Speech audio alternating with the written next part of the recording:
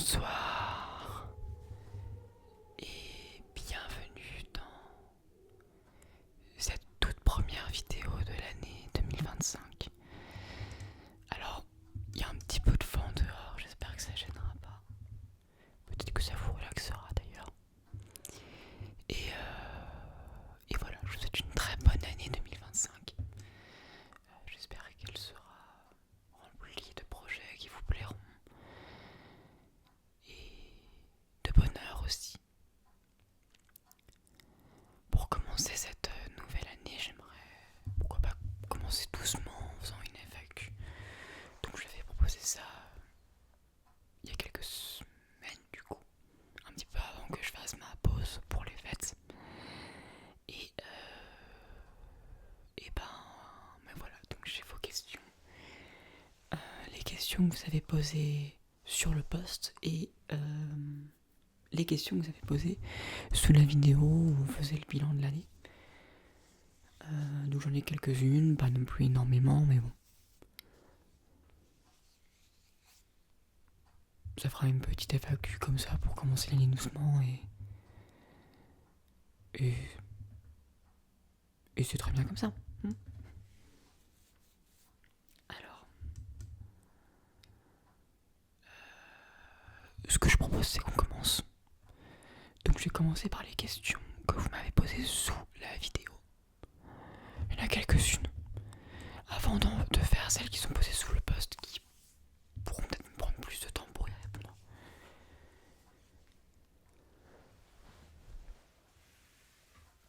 Donc j'ai voilà.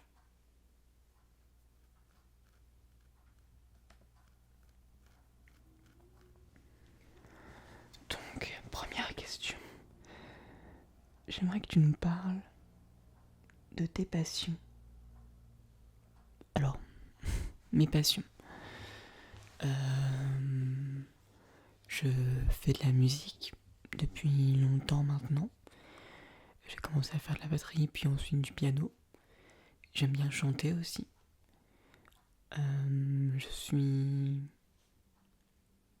J'aime bien le théâtre même si j'en fais pas. J'aime bien aussi dessiner un petit peu. Je suis pas très très bon mais j'aime bien. J'aime bien écrire des textes ou des poèmes. Voilà, c'est des petites choses que j'aime bien faire. Et j'aime bien la cuisine aussi, même si je suis pas encore très douée, que je débute. J'aime bien aussi. Et je suis évidemment aussi passionnée par tout ce qui se rapproche de près ou de loin à la vidéo.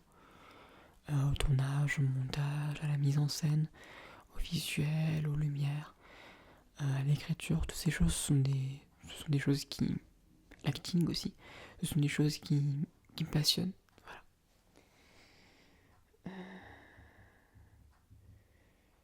Dans quel pays tu rêves de voyager ? Aucune idée.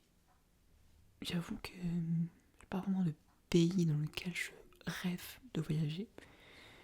Il y a des pays que j'aimerais bien visiter un peu, comme par exemple la Suisse. Je sais que c'est un pays où on passe parfois en voiture sans forcément s'y arrêter, ou en avion aussi. Pour les personnes qui par exemple utilisent des aéroports comme, je sais pas, qui passent par la Suisse, j'en sais rien. Mais en tout cas c'est un pays qui est assez... qui est assez beau. Et qui a l'air intéressant à visiter. Mais bon, il y en a d'autres. Je sais pas, peut-être la Suède. Ou peut-être...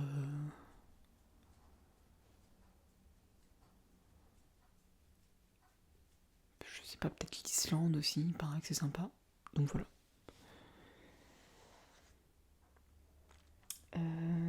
Quelle qualité te définit le mieux selon toi ? Ah, c'est le genre de question qui est extrêmement difficile.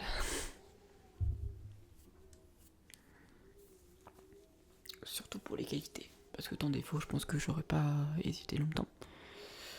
Autant qualité, je t'avoue que je sais pas trop. Parce qu'en fait, j'ai des qualités qui me définissent, mais qui sont aussi des défauts, qui peuvent se transformer en défauts selon le contexte. Donc, je sais pas trop.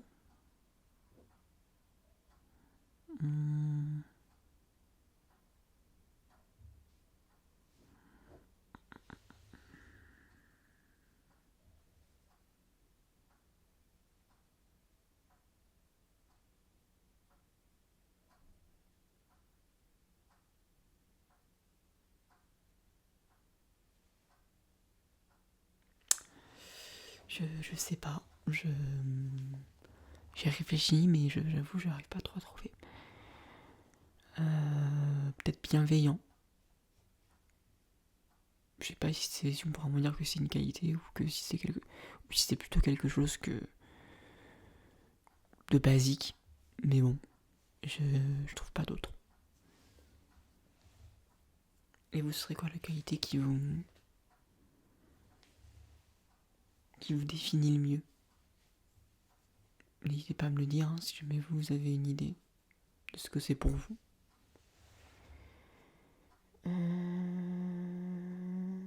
Mon plus beau voyage.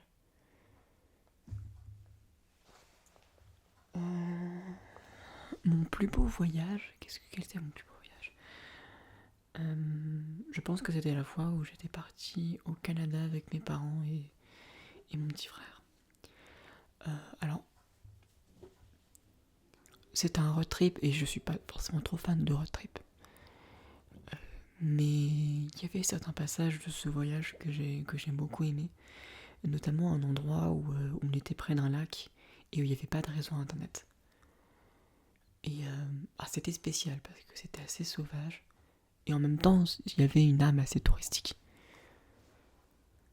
Donc c'était un petit peu un mix des deux. Et ouais, c'était un petit peu une première dans ce genre d'endroit-là, donc c'était assez intriguant et marquant.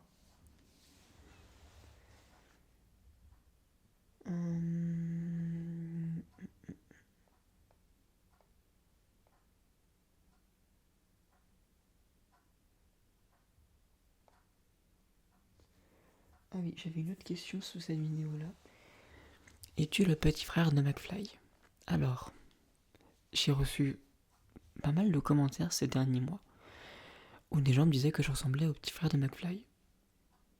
Alors c'est vrai qu'avant de voir ces commentaires-là, j'ai pas du tout pensé. Quand bien même je sais à quoi il ressemble, j'ai déjà vu les vidéos et tout. Mais j'y ai pas du tout pensé avant que vous mettiez les commentaires. Donc non, je ne suis pas le petit frère de McFly.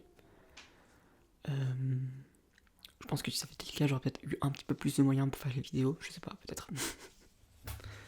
Bon, je rigole, mais non, je suis effectivement pas le petit frère de McFly, mais effectivement, quand je regarde maintenant, oui, je peux voir une petite ressemblance. Maintenant, c'est pas non plus fou, mais je peux comprendre. Donc, on va passer aux questions qui sont sous le post.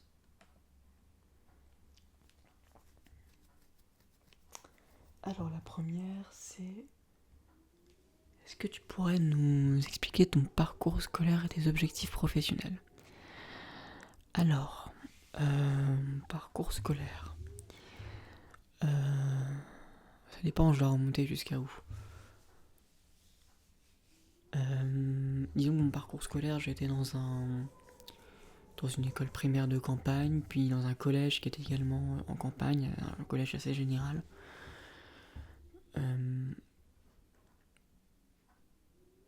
Période qui n'était pas forcément super d'ailleurs. Parce que comme toujours, comme tout le monde, dès 14-15 ans, on devait commencer à se poser la question de qu'est-ce qu'on voulait faire après.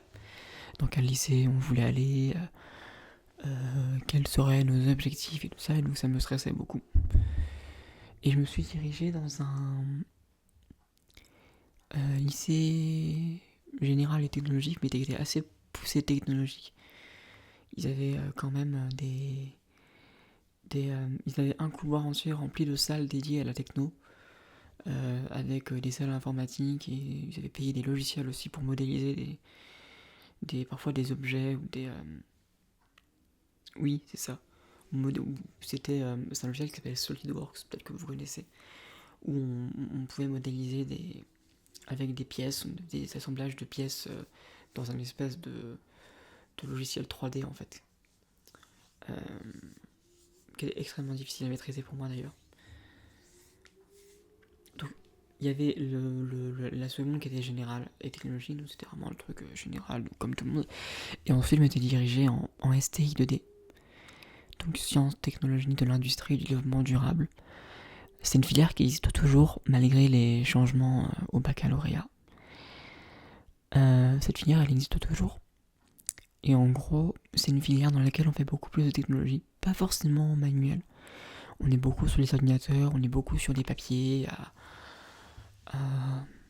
Donc c'est la technologie, mais on va dire très théorique et très générale.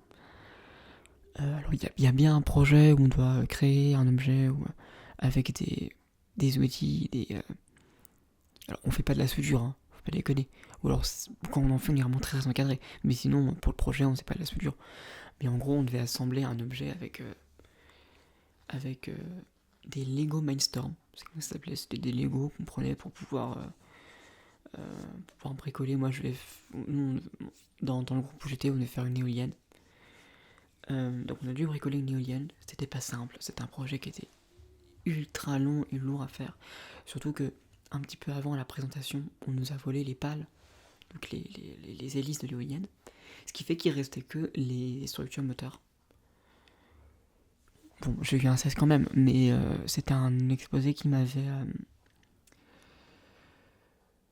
pris toute mon énergie mentale, physique et émotionnelle.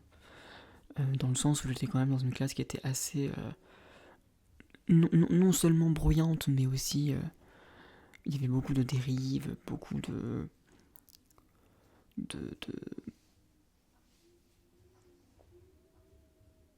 bêtises, de conneries qui étaient faites. Et où on était souvent des fois dans des cours où il ne se passait rien parce que tout le monde foutait le souk. Et donc c'est vrai que ces 2 années-là m'ont pompé beaucoup d'énergie. Et donc après, quand j'ai eu mon bac, je me suis orienté sans aucune conviction vers une fac d'histoire, parce que la seule chose que je voulais faire, c'était me barrer de la sphère technologique. C'était pas quelque chose qui m'intéressait.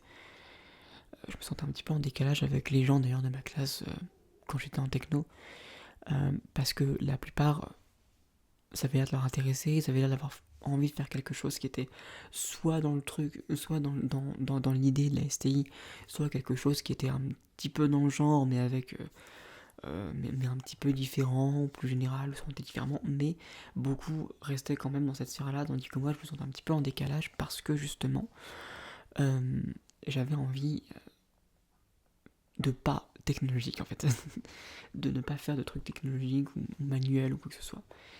Et donc la seule porte de sortie que j'avais trouvée, c'est une fac d'histoire. À ce moment-là, j'étais plombé, j'étais complètement crevé. Les vacances d'été qu'il y avait à ce moment-là étaient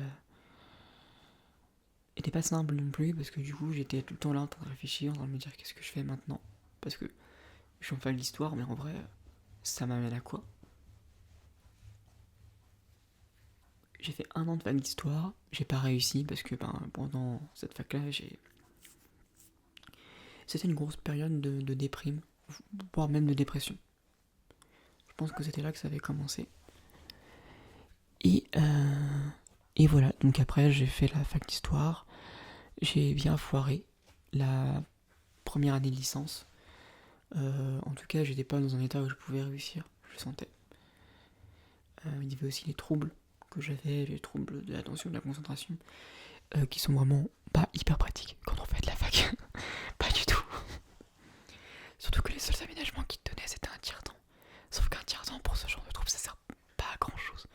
Ça sert juste avoir plus de temps à l'examen, d'accord? Mais les grosses difficultés que tu as, c'est pendant l'apprentissage, c'est pendant les cours, c'est là que tu as les grosses difficultés. C'est là qu'en fait, t'as du mal à t'en sortir. Et pour l'organisation, c'était une tannée aussi. Donc voilà, bon. Donc la fac d'histoire, je l'ai fait, et puis je suis parti ensuite après la licence. Enfin, après la première année de licence. J'ai fait un BTS tourisme, donc 2 années, qui était aussi épuisant, mais que j'ai réussi. Là c'était un petit peu mieux parce que je retrouvais un petit peu le cadre de lycée que je connaissais, donc il y avait un côté où un petit peu zone de confort, même si bon c'était un lycée privé, donc c'était un petit peu plus... Enfin, est-ce qu'il était privé? Non, c'était...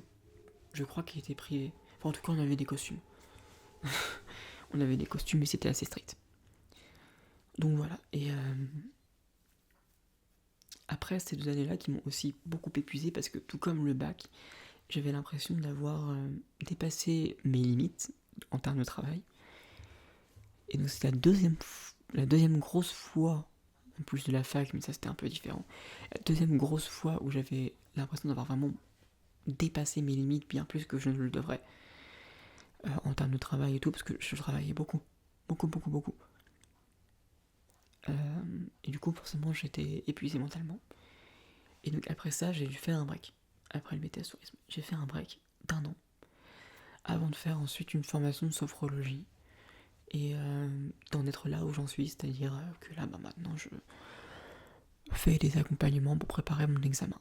Et mon objectif professionnel, ce serait de pouvoir à terme avoir mon cabinet et de faire des accompagnements individuels et peut-être proposer d'autres prestations aussi à des lieux, des entreprises, des écoles, des EHPAD, des associations, etc.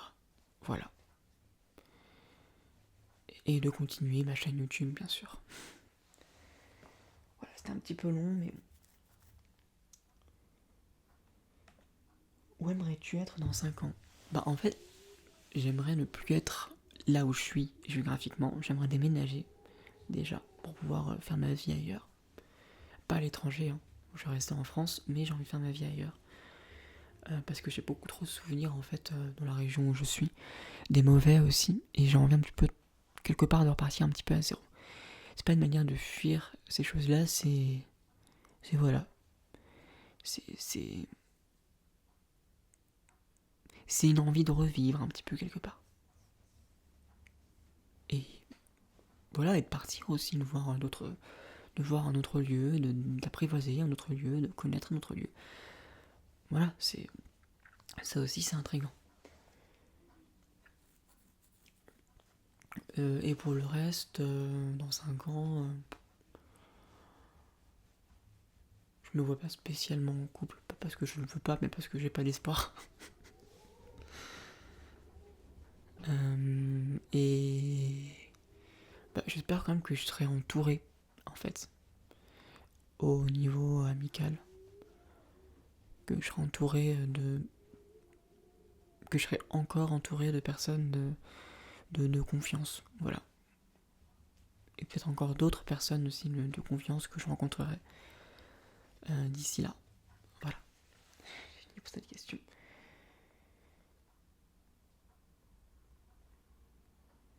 Qu'est-ce que YouTube et ta communauté m'ont apporté? Alors, qu'est-ce que YouTube m'a apporté? Qu'est-ce que ma communauté m'a apporté? Alors, YouTube, ça m'a apporté déjà un challenge. Parce que c'était un challenge de devoir m'organiser pour pouvoir sortir des vidéos régulièrement. C'est pas simple. Et donc ça m'a apporté ça en fait. Ça m'a apporté le fait de devoir réfléchir à ça. YouTube, ça m'a apporté aussi l'occasion de créer. L'occasion de montrer ce que je pouvais faire et... Alors j'ai encore l'impression de ne pas avoir tout montré ou d'avoir encore beaucoup de choses à apprendre. Et beaucoup de progrès à faire dans plein de domaines. Et ça m'a appris aussi un peu à lâcher prise, même si ça veut pas dire que j'y arrive, hein, au contraire, j'y arrive encore très peu, mais ça m'apprend à lâcher prise. Et ma communauté, ce qu'elle m'a apporté, c'est du soutien, c'est un sentiment de fidélité aussi, et des retours aussi sur mes vidéos qui sont intéressants, qui me permettent ensuite de pouvoir soit me remettre en question, soit y réfléchir de la manière la plus adéquate.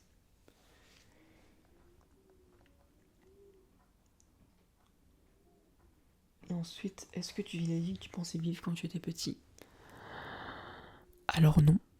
Pour la simple raison que quand j'étais petit, j'avais aucune idée de la vie que je pensais vivre en fait.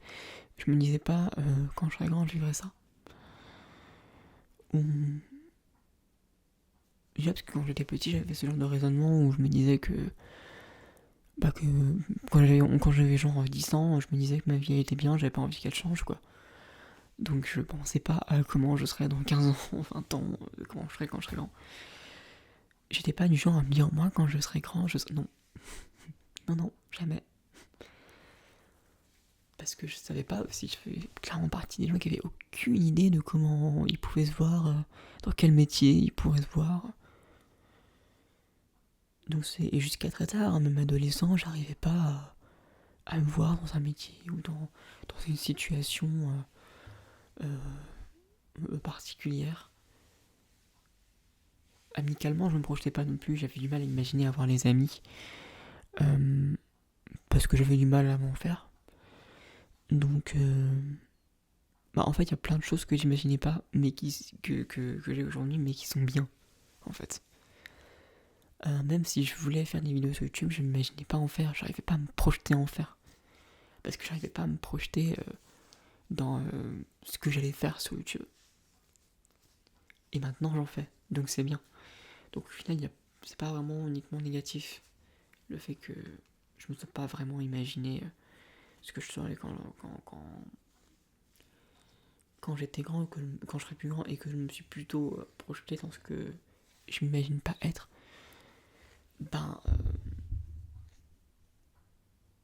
Du coup, ça fait qu'il y a des choses que je m'imaginais pas être que je suis finalement. Et je pense que de toute façon, il y a encore beaucoup de choses qui vont évoluer sur ces points-là, que ce soit YouTube ou les relations sociales, etc. Et la vie professionnelle aussi.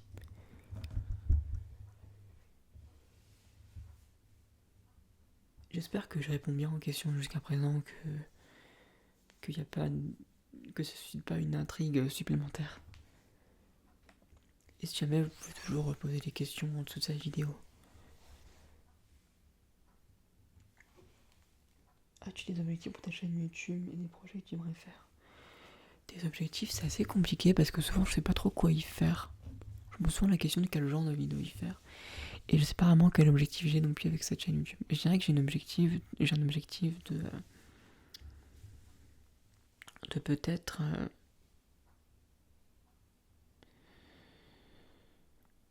me faire entre guillemets une place, pas dans le sens avoir plein d'abonnés ou quoi que ce soit, mais de me faire une place dans ma manière de faire au sein de l'ASMR. Peut-être oui, de la reconnaissance sur ce que je fais aussi. Donc c'est plus ça en fait, mon objectif, ce serait de... Je sais pas trop comment expliquer ça en fait, c'est assez compliqué. Mais je dirais que c'est de montrer un peu comment je me démarque aussi. De montrer un peu ma patte, ou que ma patte soit visible.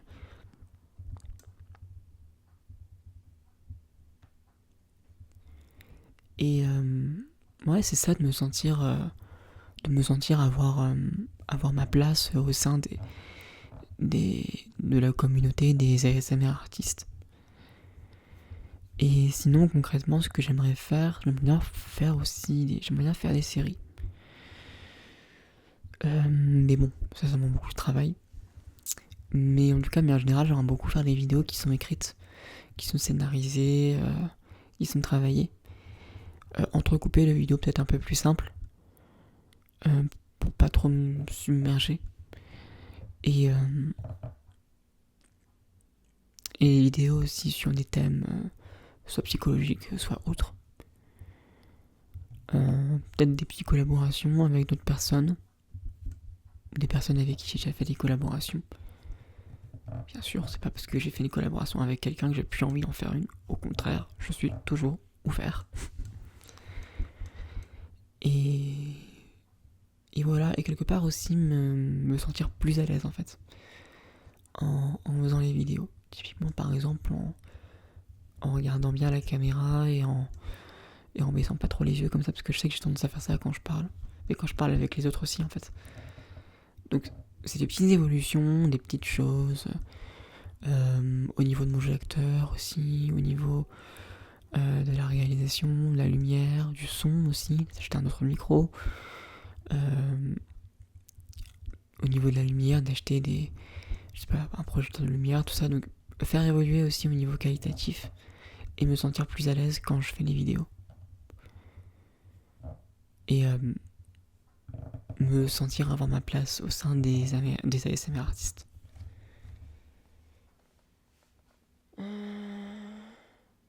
Tu penses proposer des unboxing cards? Oui, pourquoi pas. Faudrait que je les achète d'abord. Mais oui, pourquoi pas. Ce serait une bonne idée. J'y ai pensé un peu, mais il faudrait d'abord que je les achète et tout. On verra avec le temps. Penses-tu utiliser un peu plus le handpan du piano, même changer un peu plus? Handpan, piano, oui, et changer un peu plus, bah aussi, il faut voir comment. Mais oui, je compte bien utiliser ces instruments-là.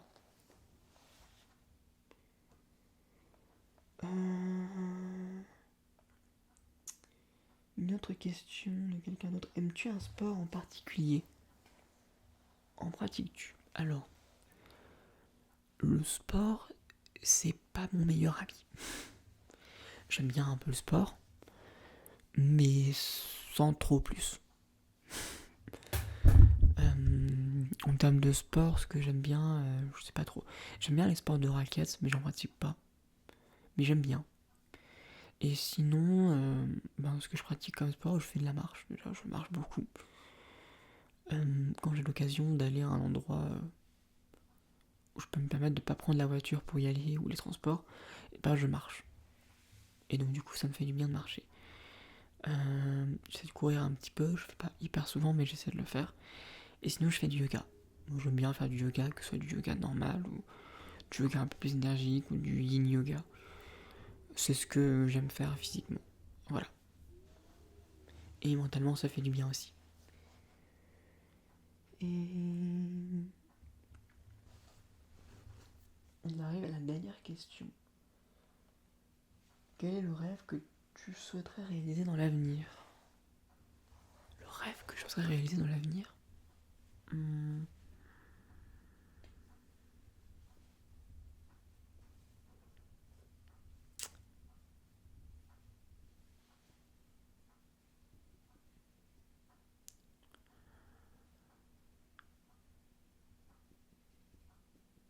Je sais pas. Être en couple. Ouais, ou alors... je pense que un petit rêve, ce serait d'avoir un vrai bon setup de vidéo. Et avoir une pièce en fait aussi dédiée aux vidéos. Où en fait je peux laisser mon équipement posé sans avoir besoin de le bouger. Et ou après juste à prendre la caméra pour pouvoir ensuite et le micro pour pouvoir mettre le son et l'image sur l'ordinateur, mais sinon globalement que tout le reste, trépied, lampe et les objets que j'utilise sur les vidéos soient au même endroit. Ça serait un petit rêve que j'aimerais bien réaliser. Et ensuite être en couple.